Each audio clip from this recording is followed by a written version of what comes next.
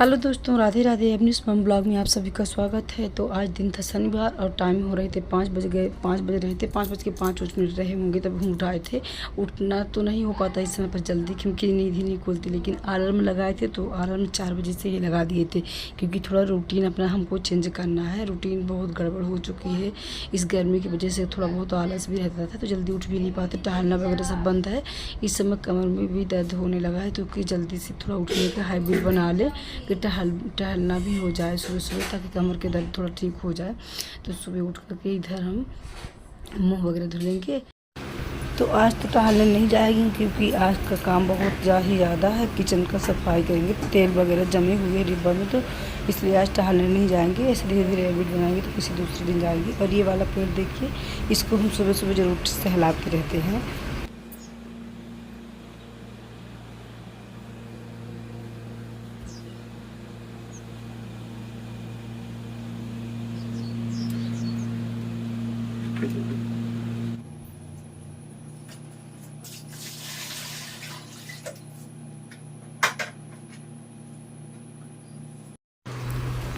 तो 2-3 दिन से प्लान बनाने के बाद आज ही किचन का काम कर रहे थे। ये था कि सुबह शाम को लगा देंगे अलार्म, तो सुबह जल्दी से उठाएंगे, तो फिर नींद ही नहीं खुलती है। और सुबह का आज पूरा काम निपटा लेंगे, क्योंकि फिर बहुत ही ज़्यादा किचन में घंटा 2 घंटा टाइम भी लगता है। टाइम लगने के बाद फिर और अदर काम नहीं हो पाते हैं। तो इसमें तो अचार वगैरह था, तो अचार सब कुछ पड़ ही चुका है। और अब बचे थे किचन, तो किचन को भी क्लीन कर देते हैं।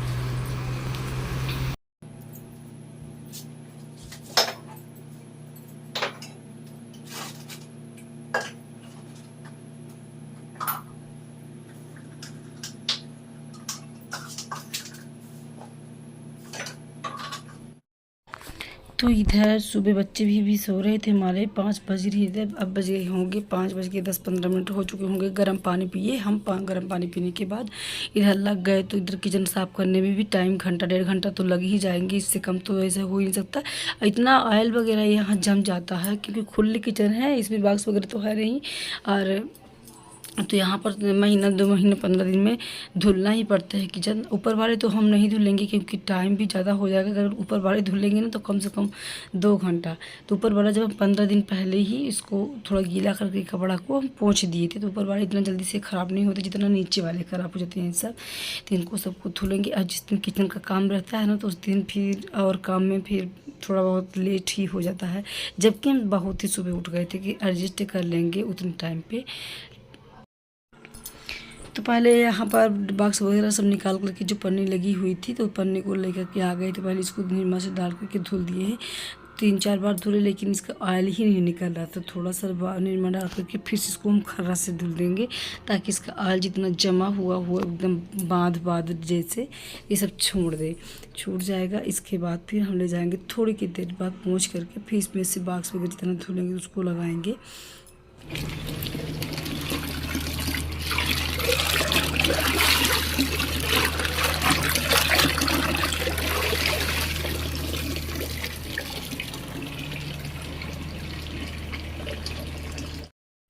तो जितना सामान जैसे पैक है ना, तो पैक वाले सामान कुछ निकालेंगे नहीं, ऐसे ही पैक रहने देंगे। डिब्बा को टाइट बंद करके ऊपर इसको सूती के कपड़े में निरमा लगा करके धुल देंगे।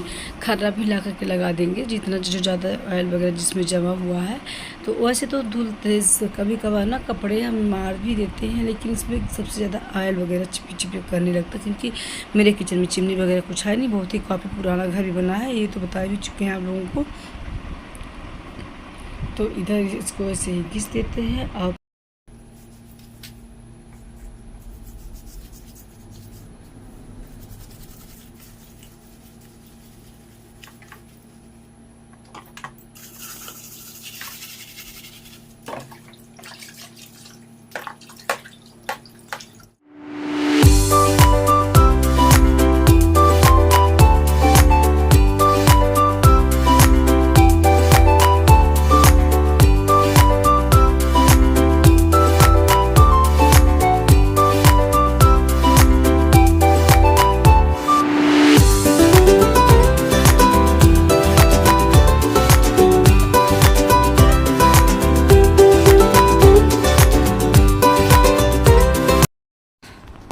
तो और सेट कर चुके हैं, ऊपर भी पन्नी लगा दी, पन्नी भी सूख चुकी थी तो और छोटे छोटे डिब्बे धुलते गए, साफ सेट करते गए और अभी आधा से ऊपर तो बाकी है सेट करने के लिए। तो काम करते करते हमको एक बात याद आ गई, तो आप लोगों से हम थोड़ा शेयर ही कर देते हैं। क्योंकि जब कोई भी आप काम स्टार्ट करते हो तो उसमें बहुत सारे आपको ताने मिलते हैं, बहुत सारे आपको टॉर्चर करने वाले भी होते हैं कि ये क्या कर रहे हो, आप बंद कर दो, ऐसा क्यों कर रहे हो, कुछ नहीं होगा। लेकिन मुझे अपने ऊपर ही हर चीज़ का भरोसा होता, और हाँ, हम मानते हैं कि नहीं होगी सफलता या तो असफलता, ये दो चीज़ में एक ही चीज़ होती है। तो ये हम नहीं कह रहे हैं कि हम आगे चल कर के बढ़ पाएंगे या नहीं बढ़ पाएंगे, हम मेहनत तो कर रहे हैं, सपोर्ट हमको नहीं मिल रहा है, ये भी पता है मेरे को सपोर्ट बिल्कुल भी नहीं मिल रहा है। लेकिन जब कोई टॉर्चर करने लगते हैं ना तो दिल को बड़ा ही ठेस पहुंचता है। क्योंकि ये चीज़ ना हम बहुत दिन से सोचने के बाद ही स्टार्ट किए हैं। बहुत सारे मेरे पास भी काम है, ऐसा नहीं कि मेरे पास यही बस काम है। हम नहीं दिखाते बिजनेस वगैरह, आप लोगों को अपने उसमें नहीं दिखाते हैं कि हम करते क्या है अदर काम, क्योंकि मेरे को अभी अलाउ नहीं है कि दुकान वगैरह का हम वीडियो बनाएं, इसलिए हम नहीं दिखाते। नहीं तो बहुत सारे काम हमको करना पड़ता है, पूरा घर गृहस्थी का काम संभालना पड़ता है। तो जितना हो सक रहा है मैं उतना ही हम दिखाते हैं। सब सारी चीज़ हम आपको नहीं दिखा सकते और बिजनेस भी नहीं दिखा सकते। जब हमको अलाउ हो जाएगा तो हम दिखाएंगे, लेकिन पता नहीं हम करते रहेंगे तब तक कि नहीं, क्योंकि मेरे ऊपर कुछ ज़्यादा ही प्रेशर हो रहा है कि ये बंद कर दो आप यूट्यूब। तो कुछ लोगों की हम बात कर रहे हैं, क्योंकि यूट्यूब वाले की बात तो हम नहीं कर रहे हैं, क्योंकि यूट्यूब में मेरे को बहुत लोग तो पहचानते ही नहीं है, क्योंकि हमको 5 से 6 महीने तक काम ही करते हो गए। तो अभी हमसे बहुत लोग परिचित ही नहीं है कि कौन है क्या है। लेकिन मैं अपने तरफ की बोल रही हूँ कि कुछ लोग मेरे यहाँ के ऐसे हैं, मैं उनका नाम तो नहीं लेना चाहती, कि उन्होंने मेरे सामने ही बोल दिया कि कुछ नहीं होगा, ऐसा कुछ नहीं कर सकती हैं और न तो आगे बढ़ ही नहीं पाएंगी और आपको सपोर्ट नहीं मिलेगा। बहुत ऐसे कुछ मेरे सामने बहुत सारी बातें मैं यहाँ पर नहीं दर्शाऊंगी, ताने भी दिए। लेकिन हम बहुत कुछ सोचे भी और हम भी उनके सामने बोले कि हाँ नहीं होगा तो हम कर ही क्या सकते हैं, मेहनत करना मेरा काम है, मेहनत कर रहे हैं। हो सकता है हम आगे चल के मेरे सब्सक्राइबर बढ़ें, और अगर नहीं भी बढ़ते तो हम अपने मेहनत कर रहे हैं बीच में छोड़ देंगे। उनसे मैं यही सवाल करी कि अब कह ही क्या सकते हैं उनके सामने हम। तो कभी कभी ना जब ये दूसरे टांग अड़ाते हैं ना तो बड़ा ही दुख होता है अंदर से कि मेहनत तो कर हम रहे हैं, प्रॉब्लम इनको हो रही है।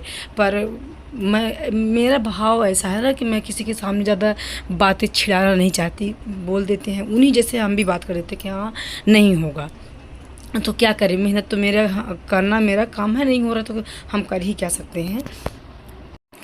फिर इसके बाद मैं आई घर में तो कोई मोटिवेशनल ही वीडियो स्टार्ट की, उसके बारे में देखे तो थोड़ा मेरे दिल को सुकून मिला। क्योंकि ये दुनिया है साहब, आपको सपोर्ट करेगी नहीं, दूसरा आपको उल्टा ताना ही देने वाली है। और मैं ये नहीं कहती कि मैं ये आगे करती ही रहूँगी, मैं छोड़ भी सकती हूँ, क्योंकि मेरे पास बहुत ही सारा काम है। मैं ये काम करती हूँ, सोचिए इतना मेहनत पड़ती है कि एक रूटीन देना आपको, आप लोगों तक पहुँचाना बहुत ही लंबा काम है। हम जब दूसरे की वीडियो देखते थे ना ये ब्लॉगिंग, तो लगता था कि सब आसान है, लेकिन जब खुद करने लगे तो पता चला कि बहुत ही कठिन का काम है ये। तो फ्रेंड्स, आपसे बातें करते करते ये सारी अलमारियों को सेट कर चुके हैं हम। ये बॉक्स वगैरह सब मेरे धुल गए, बातें भी हो गई और ये काम भी कंप्लीट हो गया। और इधर के जो अलमारी थी तो इसको भी सब सेट कर देते हैं, क्योंकि जब इसमें आल वगैरह गिर रहे थे ना तो बिखरा बिखरा किचन अच्छा नहीं लगता। तो आज सेट हो गया और टाइम भी हो चुके थे, 7 बज गए थे, 5 साढ़े 5 से लगे हैं, तो 1 से 1.5 घंटा तक हमको इसको करते लग गया। तो फाइनली जब सेट हो गया अब थोड़ा दिल को सुकून मिला कि चलो किचन तो सेट हो गई है। ये बहुत ही जल्दी गंदी हो जाती है किचन वगैरह, क्योंकि इसमें खुली किचन है तो ज़्यादा दिन तक तो नहीं टिकती है। 15 दिन 1 महीने तक के अंदर फिर से धुलना ही पड़ता है। और ऊपर वाली अलमारी जाना हम पहले ही उसको साफ़ कर दिए थे, इसे गीले ही कपड़े से। ऊपर के ज़्यादा इतना जल्दी से तेल वगैरह नहीं ख़राब होती, लेकिन नीचे वाली ही ज़्यादा जल्दी से ख़राब हो जाती हैं। तो जो कोई भी काम हमको इस तरह करना पड़ता है तो पहले हम आलर में लगाएंगे। आलर में के बिना तो हम उठ ही नहीं पाते हैं, क्योंकि इतना ज़्यादा काम हो जाता है ना कि फिर थकान की वजह से फिर 6 तो बज ही जाते हैं। इस समय पर जल्दी उठ भी नहीं पा रहे हैं, रूटीन मेरा थोड़ा गड़बड़ चल रहा है। तो आलर में लगाए थे, और जितना ही फर्स्ट आप उठ जाओ उतना ही एक्स्ट्रा वाले काम जितने रहते हैं तो वो सब कंप्लीट हो जाते हैं। तो किचन भी देखिए आज मेरी सेट हो गई थी, और इधर चादर वगैरह हमको धुलना था, पोंछा लगा रही थी बेटू। तो ये सब चादर वगैरह आगे वाले रूम का भी पीछे वाले रूम का चादर डाल देंगे सब मशीन में। और ये 2 से 3 चद्दर लेकर के आए, बेड के दीवान में रखे हुए थे, तो हम उसको देख रहे थे खोल के कि कौन सा धुला है, क्योंकि इसको 2-3 चद्दर हमको धुलना था, तो उसको भी पैक करके रख दी थी बेटू कि मम्मी ये सब धुला है। पर देख रहे थे कि इसमें तो कुछ चद्दर धुले हैं, कुछ इसको धुलना है, तो ये दोनों चद्दर नहीं धुले, फिर भी दोनों को पैक करके भी रख दी थी। तो जब खोले तो समझ में आया कि हाँ ये चद्दर नहीं धुले थे, क्योंकि जिस दिन हमको चद्दर धुलना था ना, चद्दर निकाले थे, पर उस दिन लाइट ही नहीं थी और कमर के प्रॉब्लम से हम हाथ से कपड़े बहुत ही कम धुल रहे हैं, मशीन में ही डाल देते हैं। तो दोनों खोले, दोनों ही गंदे थे, बस एक ही चद्दर था जो साफ था। तो इन सब का कवर वगैरह निकाल करके हम आज एक मशीन पूरा भर करके लगा देंगे कि पूरा कपड़े साफ़ हो जाए। लाइट भी थी।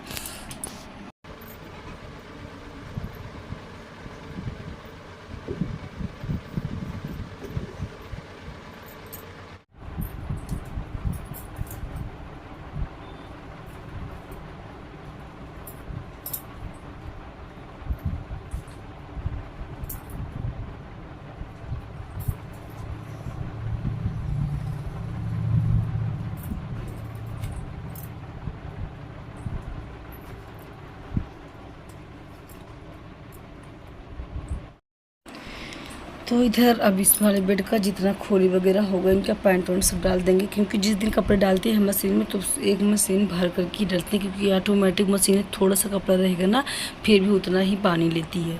तो कपड़े जब ज़्यादा रहते हैं तो अच्छा रहता है। तो इधर सब ये बेड शीट वगैरह निकाल देंगे और खोली वगैरह तो सब इसको भी धुल जाएंगे साथ में ही। और जो हाथ का कपड़ा होता है, हाथ से घर का डेली यूज का, तो उसको बहुत ही कम डालते हैं, कभी कभार डाल देते हैं। जब एक्स्ट्रा रहे तो ज़्यादा रहे तो फिर उसको हम हाथ से ही धुलते हैं, क्योंकि ये वाली मशीन का वो वाला पानी वाला ड्रापर ख़राब हो गया है ना, तो हम उसको धुलना वगैरह हाथ से ही पड़ता है, एक बार वो खंगालना हाथ से ही पड़ता है। तो अब इसको पहले तो निरमा में भिगो देंगे, अब भिगोने के बाद ही डालते हैं तो अच्छे से छूट। अगर मशीन में डायरेक्ट डाल देंगे तो छूटते हैं, ऐसी बात नहीं, लेकिन पहले तो निरमा में भिगो दीजिए पहले टब में, इसके बाद मशीन में डालने से थोड़ा ज़्यादा ही अच्छे से साफ़ हो जाता है।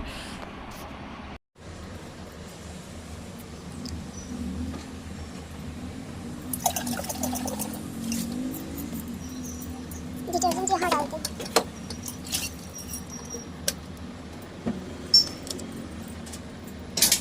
इसी में चलता है।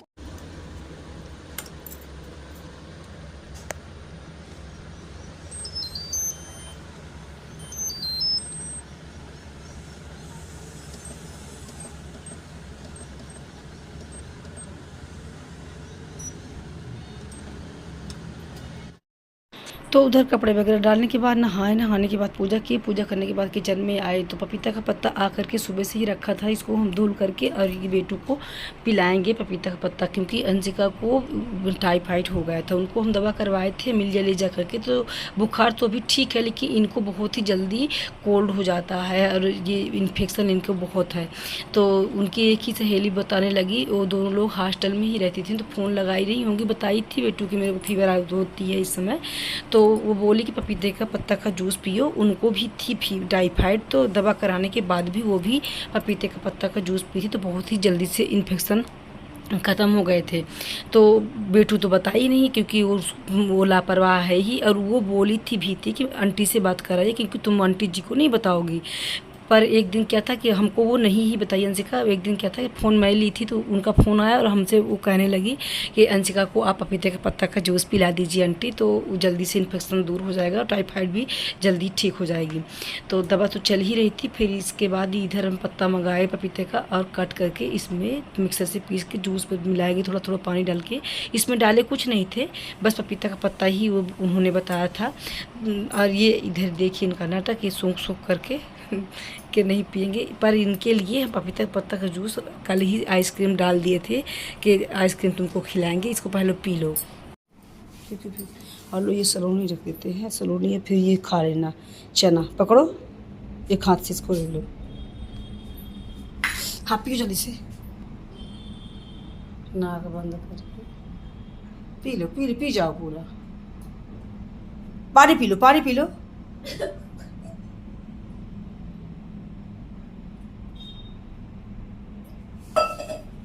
हाँ उसको खा लेना चना।